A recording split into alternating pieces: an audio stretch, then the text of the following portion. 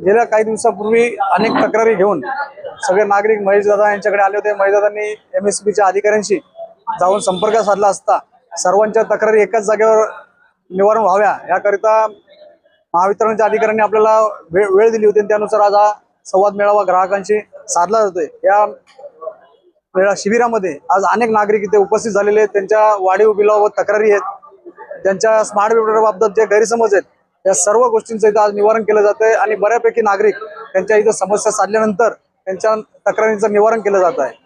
आज या शिबिराचा अनेक नागरिकांनी फायदा घेतलेला आहे आणि बऱ्याचपैकी सर्व MSBचे वरिष्ठ अधिकारी जे संबंधित अधिकारी आहेत, ज्यांच्या हातामध्ये बिलाच्या बाबतीत समस्याचे जे अधिकारी आहेत, ते सर्व अधिकारी इथे उपस्थित झालेले आहेत आणि त्यांनी नागरिकांच्या सर्व समस्या योग्य रीतीने ऐकून जागेवर ऑन द स्पॉट त्यांच्या जे बाकीचे जे पूर्ण स्टाफ इथे आलेला आहे त्यांना वैयक्तिक कामगिरी देऊन प्रत्येक नागरिकांच्या तक्रारी निवारण करण्याचा करता आदेश दिलेले आहे। आपलं महावितरण आपल्या दारी ही जे शिबिर लावलेले होते महेशदादा गायकवाड इथे आलो होतो।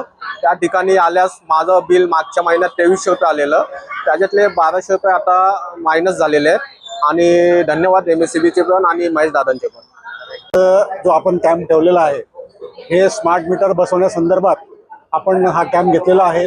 स्मार्ट मीटर बद्दलचे जे गैरसमज आहेत ग्राहकांचे, त्यांचे ते गैरसमज काढून टाकण्यासाठी आपण हा कॅम्प घेतलेला होता। स्मार्ट मीटरचे अनेक फायदे आहेत। स्मार्ट मीटरला एक तर त्यामध्ये एक सिम कार्ड लावलेलं आहे। सिम कार्डमुळे 2 वे कम्युनिकेशन होतं, त्यामुळे आपल्याला ऑटोमॅटिक रीडिंग मिळते, नंबर 1। नंबर 2, त्या संदर्भातलं एक महाविद्युत ॲप आहे। त्या ॲपमध्ये ग्राहकाला रोजच्या रोज त्याचा वापर किती झाला, काय झाला, दर तासाला त्याला ते बघता येतं।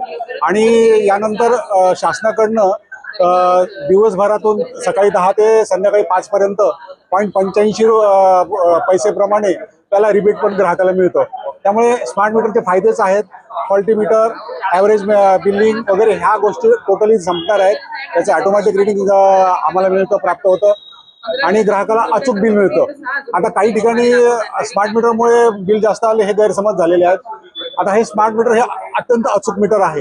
यामध्ये काही ग्राहकांच्या फिटिंगमध्ये फॉल्ट असेल, अर्थ लिकेज असेल तर त्यामध्ये ते मीटर ते फॉल्ट करंटही मोजत असतं। त्यामध्ये युनिट जास्त येऊन काही लोकांना काही 5 ते 10% लोकांना ते आलेले आहेत, ते बिल आपण दुरुस्त केलेले आहेत। आणि विजेचा लपंडाव या संदर्भात ह्या वर्षीचा उन्हाळा अत्यंत जास्त तापमानाचा होता, त्यामुळे सर्व आमचं जे आहेत मशिनरी सगळ्या ओव्हरलोड झालेल्या होत्या। त्यानंतर हा मुसळधार पाऊस, या मुसळधार पावसामुळे काही ब्रेकडाऊन झाले, झाडाच्या फांद्या पडणे, आता त्या आम्ही सगळ्या दुरुस्त पूर्ण केलेल्या आहेत आणि वीज पुरवठा आता व्यवस्थित झालेला आहे।